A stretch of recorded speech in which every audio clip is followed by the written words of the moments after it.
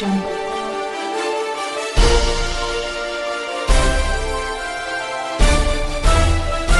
Audio Jungle.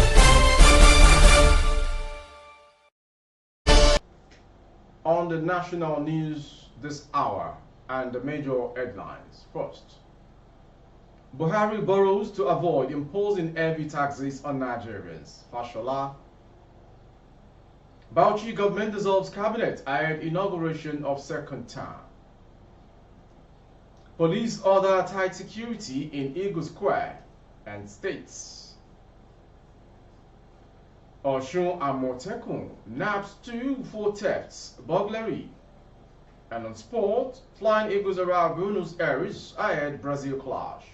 I am Morire Rabila Lawal and Jumat Mufida to all faithful Muslims all around the world. Now the news in detail. Minister of Works and Housing Babatunde Raja Fashola has disclosed that the federal government has the option to impose taxes on Nigerians as opposed to needing to borrow to fund projects. Fashola emphasized that the resolve of the President Muhammadu Buhari-led administration to borrow funds to execute projects was in line with what obtained in other climes, which, while disclosing these during the flag-off of the Akure-Ado Highway, the minister stated that Buhari will continue to award contracts and borrow until his last day in office. According to him, the president has until midnight on May 28 to cease performing his executive powers.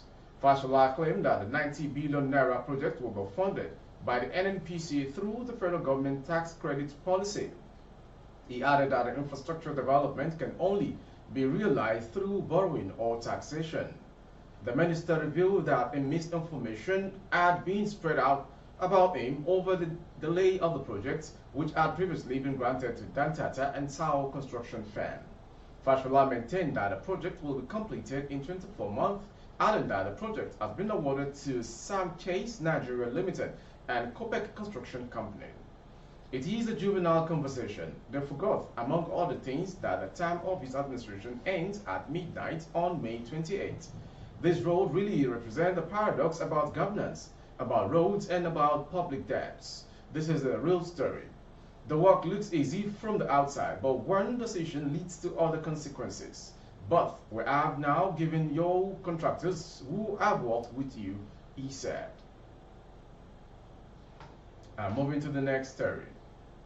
Ahead of the May 29 inauguration for his second term in office, Bauchi State Governor Senator Bala Abdelkader Mohammed announced on Thursday the dissolution of the State's Executive Council (SEC) with immediate effect. The dissolution was announced by the Secretary to the State Government, Ibrahim Mohammed Kashim, while briefing journalists on the outcome of the valedictory session held at the Council Chambers of the Government House, Bauchi. The dissolved SEC consisted of commissioners and special advisors to the governor, who served in the first term of his administration. Kashim further disclosed that others affected are senior special assistant, personal assistant, and other political appointees, heading involved various ministries, departments, and agencies, MDAs. According to him, the dissolution did not affect the SSG, Chief of Staff, and Principal Private Secretary, PPS, to the governor, who are to retain their positions till the inauguration period. From that story in Bauchi, we go to Abuja. Inspector General of Police, Baba Alkali, has again vowed not to spare anyone that attempt to disrupt Monday's presidential inauguration in Abuja. Alkali said the police were collaborating with other security agencies to forestall any eventuality.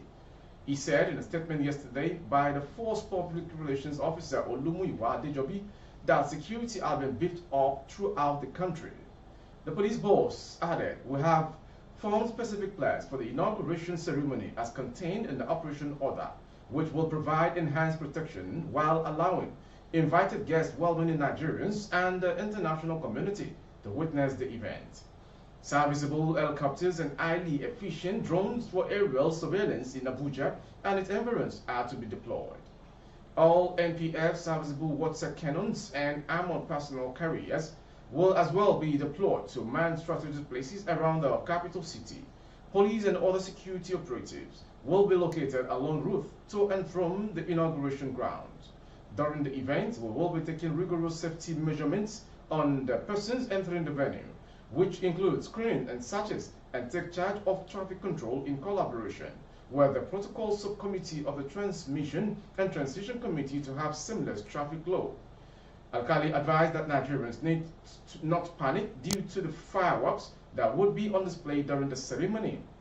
Like the Department of State Security Services (DSS), the IGP advised Nigerians who do not have any business around Eagle Square to stay clear. From Eagle Square in Abuja, we go to Osun State. The operative of Western Nigeria Security Network Agency, codenamed Amotekun Osun, has apprehended 2 male adults for thefts and burglary. According to the Osun Amotekun Corps Commander, Brigadier General Bashir Adewimbi, the duo Mustafa Fatia, 23, and Adeni Shola, 29, were arrested on Tuesday at Ilaorogun, Osun State. Adewimbi disclosed that a complaint on the activities of the suspect was lodged at Amotekun Ila Command. The operatives swung into action immediately and arrested them in their hideout. They were arrested at different locations in Ila after burgling a shop and stealing a TVS motorcycle and iron items and selling it as scrap. Upon investigation, Mustafa Fetia confessed to stealing a TVS motorbike and iron items and selling it as scrap, while Adeni Shola confessed to burgling the shop and carting away beverages in the shop and sold it out. The suspect will be handed over to the police for subsequent interrogation and prosecution, Adewimbi said. And to end the national news is a sports story. Nigeria's Flying Eagles arrived Buenos Aires on Thursday afternoon from Mendoza ahead of their final group game against Brazil on Saturday. The team played their opening 2 group games against Dominican Republic and Italy in Mendoza, where they recorded 2 wins. They will now end the group phase in Buenos Aires when they face the 5-time winners of the Under-20 World Cup at the Estadio Único Diego Maradona in La Plata. In their first game, the Flying Eagles came from a goal down to beat Dominican Republic 2-1 against Italy. Second half goals from Salim Fago and Jude Sunday secured the round of 16 ticket for Ladam Boso. Meanwhile, the Flying Eagles have never beaten Brazil at the Under-20 World Cup. In 5 previous clashes, Brazil have won 4, 1983, 1985, 1987, 2015, and 1 ended in draw 2005. With the sports story, we end the national news this hour. Before we go, some major headlines. Buhari borrows to avoid imposing heavy taxes on Nigerians. Fashola. Bauchi government dissolves cabinets ahead inauguration of second term. Police order tight security in Eagle Square across states. Osun Amotekun nabbed 2 persons for theft, burglary, and on sport. Flying Eagles arrive Buenos Aires ahead Brazil clash. For more updates of our broadcast on YouTube, our handle is BGITV Current. Kindly subscribe and click on the notification bell. Select option all to access our broadcast. On Facebook, Bagede Imo with Alawi Adebayo. Please like and follow the page. For advert placement, goods and services, coverage of events and functions, please dial the phone number streaming on your screen.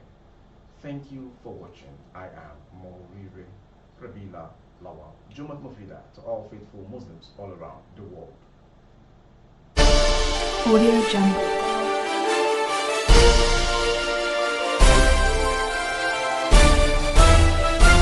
Audio Jungle. Audio Jungle.